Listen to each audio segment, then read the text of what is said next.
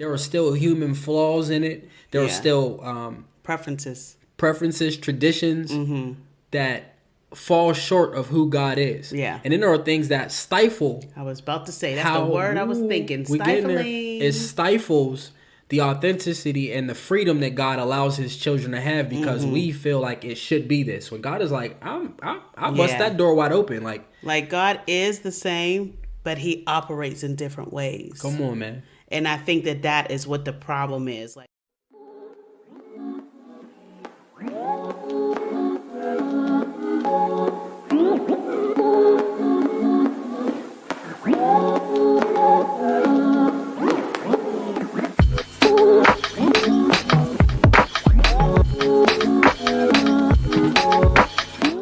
welcome to Restoring the Breach Podcast, RTB. I'm your host, Cachet. And I'm Greg. Where we specialize in unlocking the leader inside of you.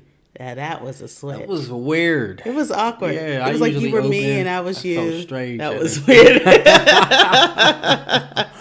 Trying something new, guys. Good to see you guys, man. Awesome to talk to you today. And we're excited. Yeah. If you've been following along the last 3 sessions, yes, it's been phenomenal. Yeah. Phenomenal. And so we have a series theme called Losing My Religion.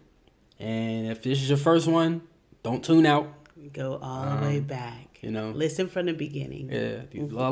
That's one thing that our generation has to learn how to do. Allow there to be context. Yeah.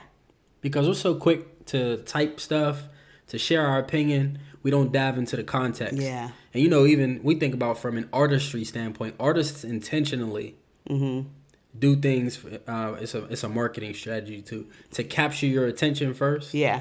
And then it's like, blam, that ain't what I meant. Yeah. And so me and Greg have often had like discussions about what songs words mean, because I feel like I understand the artist more, and Greg is like real like, no, it needs to be like it could have worded it better. It could have been better. And I'm like, but they were meaning guys, this, it's all a part of me losing my religion. It is. Okay? Greg is like, where's my bow tie? No, I ain't nobody that stiff. I mean, before when we get into the bedroom talk, I loosen up. I ain't talking about bedroom. Okay, I'm just making sure we lay that out clear. I'm talking about. See, he can't even say the right words. But you blushing. Bedroom talk. You ever see a light skinned person blush? There it is. Shut up. Yeah, but that's what we've been talking about. We've been discussing breaking down walls. This is restoring the breach. Yes. We are here to provide information, experiences, life skills, tools to restore the design that God originally created. And we know that as human beings, we only understand God's will in part. Oh, this is tying in real good. It is. Last week was understanding the will of God. Yeah. And so we're moving into something that I think goes we said a even bunch deeper. of different things. It was like understanding the will of God, but it was like 55 other parts to it. It was. You have to have. There was even some relationship stuff in there. There was lots of stuff in there. I better go back and get that food. That was a good one. I'm telling you. But we're diving into something that's even more in depth today, and it's something that's near and dear to my heart. Yeah. And the wife's as well. But it was a kind of this concept. It was a concept that I believe that God gave me, man. And from a leadership standpoint, I have taught this in men's groups. I have used this concept on one-on-one discussions and counseling with other men. We've shared it with couples for relationship. Yeah. Posted it on online. So our social media accounts and got great responses because people can relate to it. Yeah. And the title today is Principle versus Practice. So what do we mean by that? What do we mean by that? I'm glad you asked, Cachet. You I never call me it Cachet. Cachet. But we're trying to be formal here. I know, but you could have cut it to like Shay. No. Or something. That's what he don't call me Shay neither. They know you as Cachet. Hello, I'm Cachet. But it's weird. With the E with the accent mark over my name is weird. Yeah. It's different. When I say it out loud, it's like, that ain't my name. Yeah. I haven't heard it often because I'm not in school no more. Yeah. Anyway. Yeah. What do you mean, Greg? Well, what I mean by that is we talked about culture and how culture impacts us in a tremendous way. There's culture everywhere. Yes. And what it does is it creates a certain mindset, a perception of how things are, how they should be, based on what culture says. Now, does that mean culture is always 100% authentically right? No. Absolutely not. Especially from a biblical standpoint, we know that God operates outside of any human culture we can can't fathom. I remember hearing a man of God say that Christianity is not Christ, and it shocked me. Yeah, we took some time. Yeah, we had to process that concept, and it makes perfect sense. In the most purest form that our belief system, Christianity, can be in, it still can't touch who Christ is. Yeah, there are still human flaws in it. There are still preferences, traditions that fall short of who God is. Yeah. And then there are things that stifle. I was about to say, that's the word I was thinking. Stifling. It stifles the authenticity and the freedom that God allows his children to have because we feel like it should be this. When God is like, I bust that door wide open. Like God is the same, but he operates in different ways. Come on, man. And I think that is what the problem is. Like, we get stuck on like the whole God being the same. And it's like, yes, in essence, God is the same, but he operates in different ways to reach different people. Remember back when we watched The Stellars a good while ago, and there was gospel rap. So we were watching The Stellars, and there was all these different people ministering and stuff. And then it was the first time I think they had rap on there. And it was like a collab. So it was like Lecrae, The Truth, Canton Jones, and there was like one other person, right? Or was that them? Just them three. And in all that we watched, dudes went in. The power of God fell on that part. On that part. And you know, I like gospel rap and don't. It depends. I think that I'm like in between. Depends on who it is, but you can feel the presence of God on it. Right after it was over, an old head got on the that's the term we're gonna use. Yeah, we said it. Oh, yeah. Old head. A seasoned saint, because she was seasoned saint. Yeah. She was the old seasoning in the back of the. Did you just call her old seasoning? She was in the back of the cupboard. Oh man! And she got up and she was angry. Yeah. And she was like, "Real what was gospel." It? She said real gospel, but she called it whatever form of music that she does. Yeah.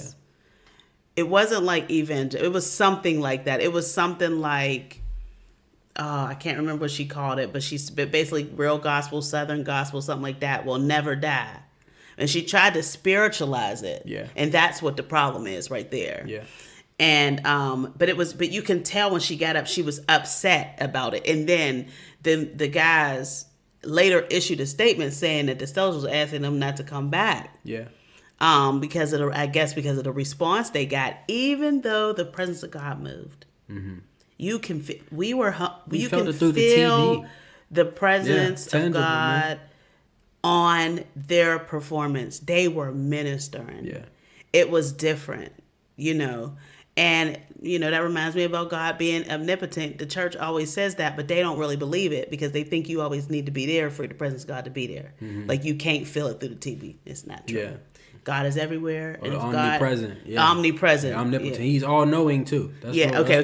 There it goes. Omnipresent. You got it. I got you. But, you know, we make a mistake in feeling like God will only move like this. Yeah. God will only do something like that. And, you know, and also in the human element, there could be even an insecurity deep inside to feel like people will stop listening to my music. If I'm in her perspective, people might stop listening to my music and I don't like rap, you know, and that couldn't be God. And it's like, God could give that to you. And like when we think of heaven, do we think about people rapping in heaven? No. But if God created it, why couldn't it be? Ooh. We don't ever be like, the angels is up there like, hey. We don't ever. Now, I know y'all watch BET Awards ciphers where they circle up and they rap. Can y'all imagine the cipher in heaven? But see, no one thinks like that. Yeah. Everybody thinks it's going to be a gospel choir or a boy, the boy choirs with the Catholic young boys just, that's what we think. We think that's how heaven's going to be. Yeah. But if God is creative and dance, because there's churches that don't believe that you should dance. Yeah. But then you go to Africa and they're like gyrating their whole bodies to death. Yeah. But this is their culture again, but there's people who feel like you can't do that. You shouldn't do that. Some people feel like women can't preach. Others say that you can. And this is where you get the whole Christianity isn't Christ. Yeah. Because, God came and he wants to save us all. He's not just for black people. He's not just for white people. He's not, and because this is all we know, we section it off and be like, this is the way. Yeah. And that is not at all. Like, we have it wrong. Oh, I'll bring it to ground level. I'll talk to the guys. And if you're a husband now, or you're looking for a relationship, I think I took a lot of lumps for y'all. Well, I'll say that to say the experience that I'm sharing now is so you can take these principles, and apply it to your lives. Good. There was a lot of ill advice that I received as a husband. Yeah.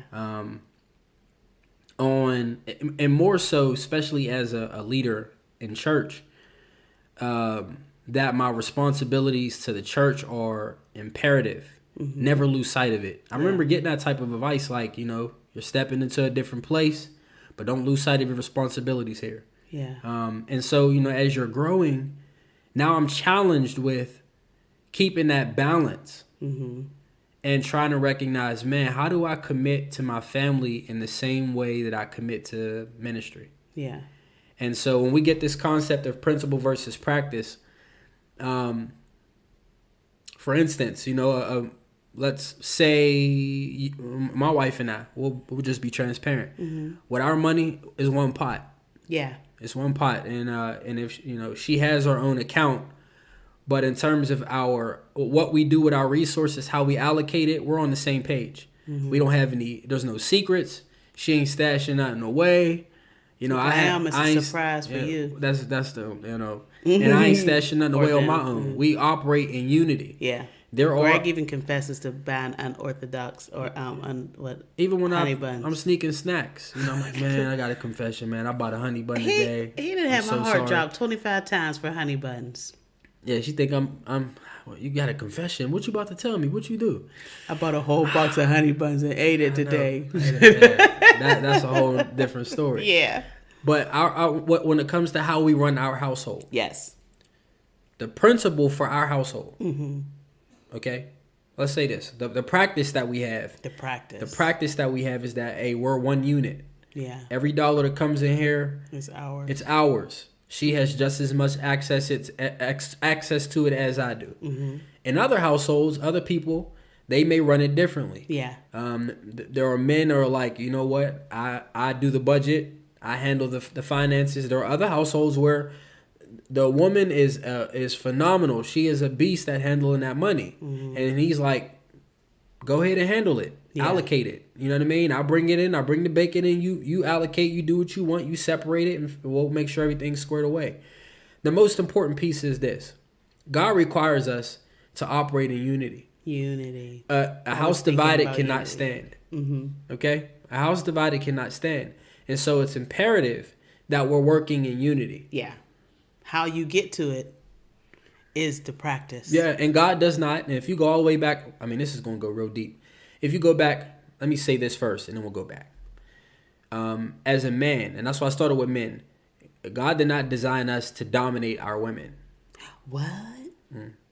He did not call us to be slave drivers, dictators, to commandeer these beautiful specimens and to stifle what their role is and contribution can be to our home, to ministry, and to society. We can go all the way back to the beginning with Adam and Eve, and you'll clearly see that God did not outline in that text that Eve is a subordinate to Adam.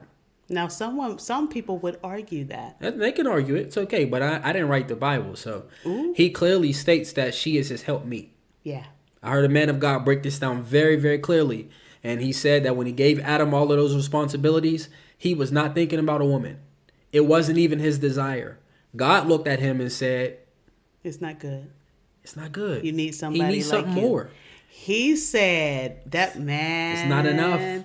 God said, no, the man of God said, I'm not enough for him. Take a moment to let that sink in. Come on, we talked about context. It sounds crazy. Don't tune out. Right? What did he say? He said, when he looked at Adam and saw that Adam, he thought Adam needed somebody like him. He needed to be able to. So he said it was a time when God said, I'm not enough. Yeah. And then he titled his whole, yeah. Shout out to Tim Ross, because You're phenomenal, my brother. The basement is out of this world, changing our lives. We listen to you often. Yeah. I was just starting to listen to a new one. He made it very clear. He said, I'm not. God is not enough. Yeah, he said, this is when God basically said, I'm not enough. And the context that he provided is on earth. Mm-hmm. I mean, in heaven, in the spiritual realm, I'm more than what you need. But on earth, you need something else. You need someone like else that is going to help you multiply, going to help you dominate this land, and to multiply. Well, I already said multiply. Yeah, and to have authority and dominion. And so, in order for that to happen, there was a role that Eve played. Mm-hmm. Now, obviously, we know the sin that followed led to her being in a position where she's constantly fighting and butting heads with man. Mm-hmm. We're trying to dominate. She's trying to get in this position where she can dominate. But God's original intent was for us to work hand in hand. Yeah. And when we recognize that principle, that's where peace comes into our home. Mm-hmm. That's where blessings come into our home. Mm-hmm. That's where our relationships bloom and blossom. That's where our parenting blooms and blossoms. That's where our purpose comes out. You see women operating in purpose and doing phenomenal things. You see men operating in purpose. Yeah. You see men and women coming together and supporting each other in purpose. Yeah. Because we're operating in the principle of God. But then we see perverted practices. Mm-hmm. And once you get out of alignment with what God's principle is, even if the practices differ. Yeah. Once it gets out and you start rupturing what God's design is, then you start seeing conflict. You start seeing problems. Yeah. You know, for instance, God's original design is for a husband and wife to have children. So when things get out of alignment or out of the container in which God placed it, then you see conflict and issues and problems that wouldn't have been if we would have done the principle that God gave, which is sex inside of marriage, for instance. But did we gonna go down that line, that road? But that is a practice. That's a principle that God gave. Mm-hmm. I heard. I remember I was listening to a radio. It was like some kind of radio show, and the guy was talking about marriage, and he said for him and his wife, when they were engaged, they didn't even. I don't even think they held hands. They didn't kiss until their. It's not our story. Nobody asked you to do all that. They didn't even kiss until they got to the altar and said, "I do." Yeah, that's beautiful, man. And that was that couldn't have worked for us. That's how we found out we was going to be together. Anyway, the kissing part. Mm-hmm. Anyway, but that was their story of what they needed to stay pure, and that's fine. Absolutely. The problem is when we say, this is how it has to be. There are things that are clearly laid out in the Word of God. Yeah. And then there are other things where, here we go again, just like understanding the will of God, where you are working out your own salvation. You know devices, God knows devices that will take you down the road. Mm-hmm. The problem is when I'm starting to tell you, you have to do it this way. Yeah. There are certain things that you do. Like, you should not have sex until you get married. Mm-hmm. I can say that. That's clearly stated in the Word of God. Yeah. There is no, maybe, work out your own salvation with this part. No, it's clear. Yeah. Right? But then it's but how you do it, how you court, what you need to stay pure. If y'all can't kiss, if there are things that are wise to do. It's wise not to be alone inside the house together. Yeah. For long. I have a friend that at a certain time they had to go home. Absolutely. And but if she then said, you have to do it this way. Yeah. Now you're taking it out of that's your practice, and you are hindering someone of what they need to get what the goal is to get what God has for them. Yeah. In the way, But God also wants us to enjoy our lives, right? Mm-hmm. And so he may know, well, you can only do this. So I'm going to show you the container for you with this thing. Mm. The problem is that our minds are very small as human beings. Yeah, and we try to create what we think God approves of and what he doesn't. Exactly. And that is where you get the principle and the practice being confused. Mm-hmm. And so then you will, as humans, because, we will lead ministries, different things like that with a practice that God gave us, and we will tell people that's the law. Well, that's why we have such division and the different denominations. We got a place over here that says you got to wear your dress to your knees. You got a place over here. You already touched on a lot of this in the beginning, where you can't have dancers, where you can't have hip hop in your ministry, mm-hmm. where women can't speak, mm-hmm. And all of these things are man-made. Yeah, they're man-made interpretation. They're human interpretation. That is Christianity in Christ. They're human interpretations of the Word of God. Mm-hmm. We talked about it, I believe it was 2 weeks ago, on the example that I saw in that leadership book of how a pastor moved his Sunday service to Mondays mm-hmm. in order to reach his congregation. Yeah. Because in the culture of that community, everybody tended to rodeo. Mm-hmm. And so he recognized that I have to identify the principle here. That was usually the intro. The first week, the principle was I have to be able to deliver the word of God to this community. That's the call that you have on me to reach them. Yes. And so I can't throw that away because everybody goes to rodeo on Sundays and they don't show up. But how can I continue to deliver the principle you've given me? Yes. And be faithful to you, but change my practice.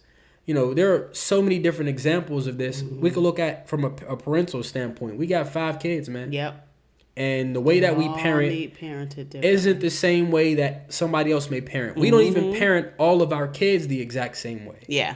Because they're different. Yeah, they need different things. They're different human beings. Yeah. So the principle is we want you to grow up and be in the world as respectable human beings that are operating in your purpose, that are God-fearing, that type of thing. And the principle for the parent is that this is the principle. Yeah. I'm to go to God. Mm-hmm. And seek God on how I can be a godly parent to each one of these children. Individually. Now, if I pervert that and I replace going to God, remember the principle. The principle is going to God and seeking Him on how I can be a godly parent in the way that He wants me to be. Yes. If I replace that with a practice, then I may harm these children emotionally, sometimes physically, because we're overworking ourselves, and now we're emotionally bogged down. It's always been this way. So absolutely. But look, that's why we are in this generation and we're all in therapy, because our parents. This is why, and this is where I started to say, God, I do not want my children to have to go to therapy because of me. Oh man! And so it is challenging me to change how I parent them, because what's the actual goal? A lot of the time, the generations before, at times, not everybody, they just received from what they got. And what they got is what their parents got is what they got before that. Yeah. And it goes all the way back to slavery. Yeah. And we busting our kids upside the head for babies and stuff, for stuff that they don't even, like, when you realize, like, they're 1. They're 2. Mm-hmm. They don't know any better. Yeah. I still have to say, and I say it to you sometimes, like, he really doesn't know what you're talking about. I know that he's 10. I know that she's 8. But this is the first time they're hearing this. They really don't know this. I could think of a parental thing that drives you crazy. What's that? You've quoted it many times.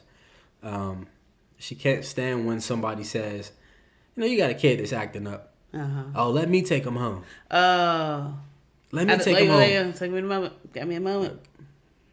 All I need is a week. I don't like that. So I'm going to let you abuse my child for a week. Because that's what they're talking about. Well, we'll just, from the surface, let's say that we ain't going to get into that level. Let's just look at the level of disrespect and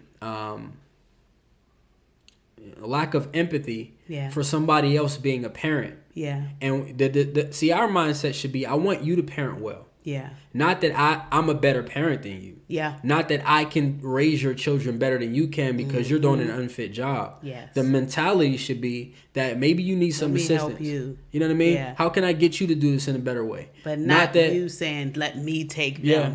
Because my child is not your child. Yeah. You know what I mean? You could take my child home and it'd be a terror, and your practices do not work. but you don't have the love component that helps you at times come back to when they are acting a fool. Yeah.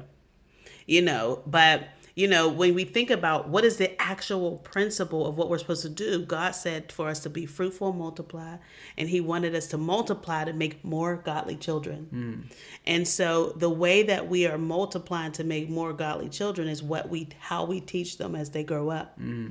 But if we're going back to a practice that happened, and we don't even know, it's generation after generation Some after of our generation. practices came from slavery. A lot of it came from slavery. Yeah.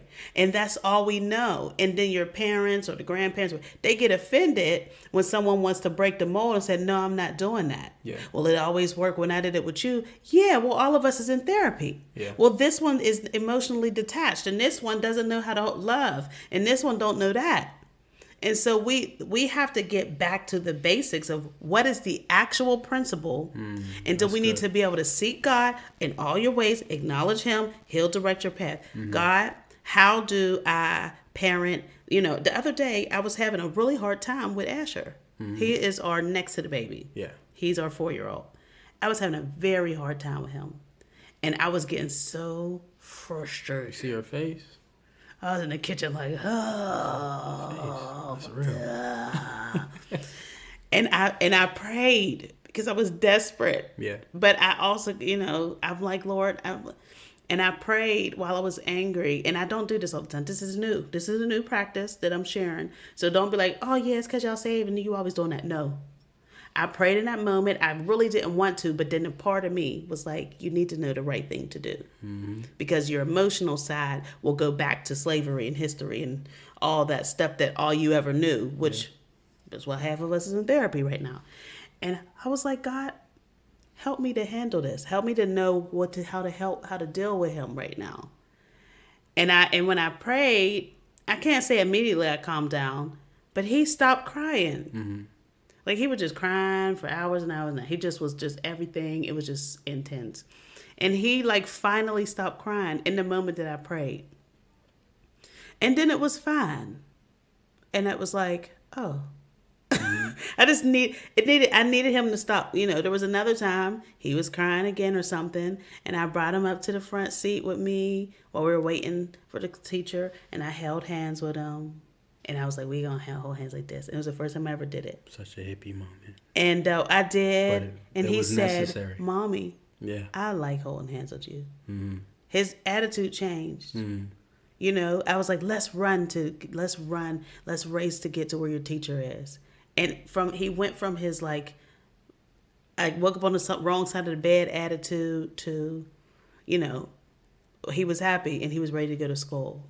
The point is, God is teaching me how to parent my child the right way. And he's not the same as everybody else. They all have different personalities. The principle is we want to have godly offspring. We want them to be healthy and in purpose. We want them to be, able to not be broken going into the world. The practice is, how do I do that with these different personalities? Yeah. But that's my practice. Did that mean that I'm going to tell everybody that when your child is cutting up to run with them? Yeah. No. That makes me think about something we talked about earlier this week. Yeah. How I saw a brother a few years ago. He's an educator. He's involved in education in some way. Share this. This is for you teachers out there or people involved in that. Early childhood education, that type of stuff. He pointed out the learning styles and how oftentimes in the classroom our children are failed.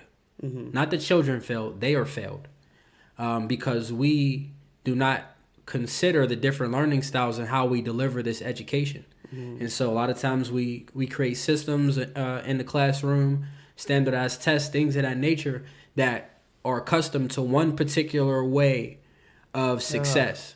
And if you're an auditory learner, if you're a visual learner, audio for your ears. Yeah, I hope I said it right. Auditory learner, yeah, visual learner.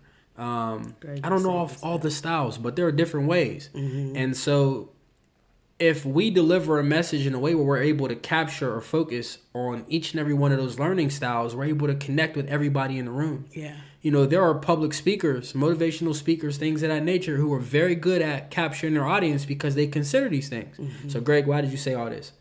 I say all this because we're talking about principle versus practice. There are grown-ups walking around right now that don't know their own learning styles and are making mistakes in life, are frustrating themselves and the people around them because they don't recognize who they are. There's an identity issue, and you've been done wrong. People have pushed practices on you that you've been spending your life trying to implement, and it's like, bruh, I never got the principle for this. And then when you get that principle along the way, it's like, man, why does this make so much sense to me, and why did it take me so long to get this?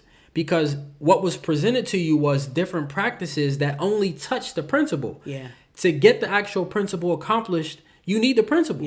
And, you know, it's almost like... Or you mean you need to practice? You know, you need the principle. People give you practices, but you need the principle. So you spend your life... I know it's a whole lot of P's, a lot of alliteration. It is. I'm getting lost in P's. But it's almost like, let's even make it simpler. It's like having a recipe and only getting a few of the ingredients. And you can't holistically get the pie that you're trying to create if you don't have all the ingredients. You know what I mean? That's pretty much what it is. Like for us, a lot of times we've had parents that gave us all the examples of work ethic, which is a piece of becoming a whole person. But didn't give us any type of build us with any level of emotional intelligence or relational intelligence. So now we're disconnected. We don't know how to connect with people. I could go make $1. But I don't know how to talk to you. I don't know how to connect with. I don't know how to connect with my wife. Or every time I'm in a relationship, it falls apart because there's this disconnect. You know, I'm always setting up walls, and I don't only trust you to a certain degree because we were given certain practices and sometimes many unhealthy practices that either get us just a smidgen of a principle or push us so far away from it. Now we're working backwards. You know, and then it's the only practice you know, so you think that's it. You know, you don't know that there's more to it than that. You don't know that there can be something different. I often hear like old school parents, especially when you have kids, everybody gives you all of the advice, whether you want it or not. And, you know, a lot of the old heads, because of how doctors were back in the day, still don't trust like And we and we love y'all old heads. Don't take the word. No, but you know, but y'all be cutting up. Let's just make that clear. Y'all be not wanting to involve ever, and some, not all. You know, you'll often hear like, "Don't be listening to them doctors. They don't be, you know, why you listening to the doctors? They probably don't have kids." Just different stuff like my great grandfather, when he used to have a pain in his teeth, he will pull the tooth out with some pliers. Instead of going to the because dentist. He ain't trust no dentist. But this is that generation in the time when that was a real thing. Oh, and that's real. You're hitting a real point. It's not that they're crazy. It's that the culture. I don't know. He ripped his tooth out. That's there were things in that culture that created that distrust. You know what I mean? Absolutely. Especially as a black man. There were a lot of things that were happening. We look at the Tuskegee experiments and so many different things where men were given syphilis and all types of different diseases. And, you know, there were things that were happening that created this culture. Now, that may seem like an extreme example, but in many ways, that's what happens. That's what happens. And we still have this thing. So if we all listen to that practice, we will never go to the dentist, which is not good for you. Right? And so, you know, it's like, well, like I know how what y'all used to do. I know what y'all used to give us. But they found out that there's, what was it that they found out was in rice? Arsenic or something? They found out there was something in rice that was being produced after all these years, and then they stopped recommending rice. But, you know, you talk to an old head, they're like, that's how my baby went to bed, da da da da. And it's like, yeah, but everybody got diabetes now. Like, you're not putting together, like it worked when you were giving slop. But now, that K-Row syrup and carnation milk. But It worked when that's all you had. Yeah. But now there's more available. That's what you had. You know, in slavery, we were given slop and stuff. So we had to make something delicious out of it because that's all we had. Did that mean you keep eating slop if you're able to have something better and healthier for you? Yeah. No. But the problem is we hold on to the practice and we pass it down. And all practices aren't bad. Yeah. But, you know, for me as a parent and for me as anybody, a mentor, anything, there are other ways at times to get to still a healthy, like to get to the overall goal of what God wanted in the first place. Yeah. Now, there's many ways to, you know, I don't want to go down the Oprah route. I ain't talking about that. But there are many ways that God will work to get to the overall goal of what he wants. Mm-hmm. For you, if you know, we know some phenomenal rappers. Man. Anointed. Yeah. Well, with the way that their lyrics are, we know a bunch of them. And if gospel rap never ministered to me, yeah, and I said gospel rap is not of God, and then what if that's the only way that would reach my son? I have cut off a way that God can connect to my child. That's good. Because I love praise and worship, and it only can be Tasha Cobb. That's good. You know, or vice versa. That's really good. We can't. Look, you know, God is a creative. He is the ultimate creator. If you look at all the different things that's in this world. Yeah. He ain't like it got to be all ladybugs. Mm-hmm. He made wasps too. Yeah. You get what I'm saying? The bugs we hate, he made those too. Yeah. He ain't just go, oh, it's just a black widow. Mm-hmm. He made tarantulas too. Yeah. And I don't understand why. Yeah. But he does, yeah. And he did, and it's all for a purpose. Mm-hmm. And you know, this is how he created it to be. That's really good. Hit you late. I just start thinking about the ecosystem. My brain goes different places. Yeah. Like, you have no idea why. I know this sounds weird, but you have no idea why that specific species was created, and it may not have any surface level benefit to you. Yeah. But there's something that it does to benefit society. So I look at this from a purpose standpoint. Yeah. What I do may not benefit you. Yeah. Like maybe somebody created, like we've heard some Christian rock that was dope. Yeah. It wasn't our particular taste. Maybe not. Yeah. But who am I to say that is not the will of God because it does not reach me. It doesn't connect with me. Mm-hmm. The reality is that what am I looking at from the fruit? My examination should be, let me look at the principles of this. Is what's being delivered biblically sound? Mm-hmm. Is it contrary to the word of God? Mm-hmm. Is it steering people away from God? No. So if it's drawing people to God and it's working, why do I have a problem? Yeah. Who am I to sit here and say this is probably what the Bible, there's parts where the Bible be like magic business. No, this real. Is probably why. Yeah. Because if the daggone Christian rock is reaching Kathy, yeah, then who are you to say that it ain't of God? Yeah. So you're saying that some people deserve to have God and have enjoyable music the way that ministers to them, but others don't? Yeah. You know what I mean? I mean, that's a road. That'll take us down a whole nother road. We've had moments where truly the Holy Spirit has used secular music to capture our attention. Don't say that. People would never believe it. I mean, it's the truth. Like, it's true though. There were times, you know, the wife will tell you, like, we're in a really anxious or stressful season of life. And out of nowhere, she's in the kitchen. Don't you worry about a thing. Yeah, like why I keep singing this? What? Yeah, what? But I why would the devil tell me don't worry about anything? I started to learn like this is you. He was grabbing my attention, so I pay attention, especially when we talk about music, like what I start singing or what. And sometimes you can tell like, oh, it's because you were doing this or doing that, and other times you know, like this is the examination part. And other times you're like, no, that was God. Because every time that I got worried, I start singing, don't you worry about a thing. Yeah. Even if I didn't acknowledge in that moment, I was worried. Yeah. You know, and, you know, I didn't even, I'm singing the sing version. So I'm going all Tori Kelly on the mug. Yeah. But the point was that was how he was reaching me in that moment. And somebody would say, oh, it could have been CeCe Winans. It could have been, but it wasn't. But that was your donkey. Well, look, well, we both. I'll use the PG word. That was your donkey. You know what I mean? That was God can use any and everything on this earth. Yeah. That is His creation. Yeah. Let's not forget that God allowed the devil. Whispering.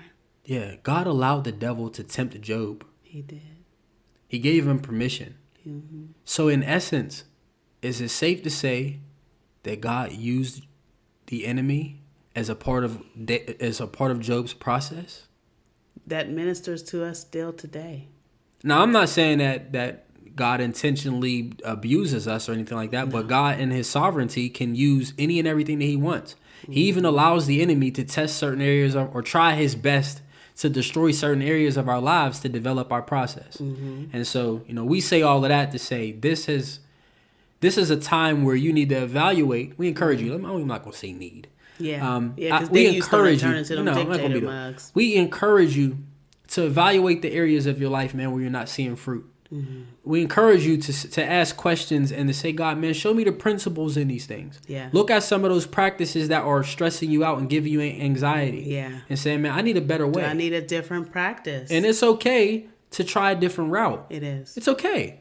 It's okay. Even though change is uncomfortable at times, it doesn't mean it's wrong.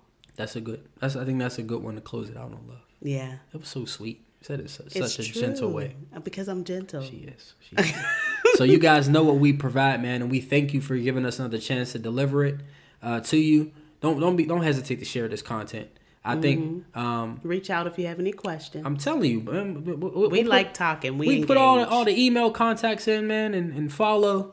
We like to hear from you guys. Yes. We want to hear God changing and transforming you. So we provide intentional leadership for intentional living. So take care. God bless. God bless. Hey, before you go, make sure you subscribe to the channel and like this video.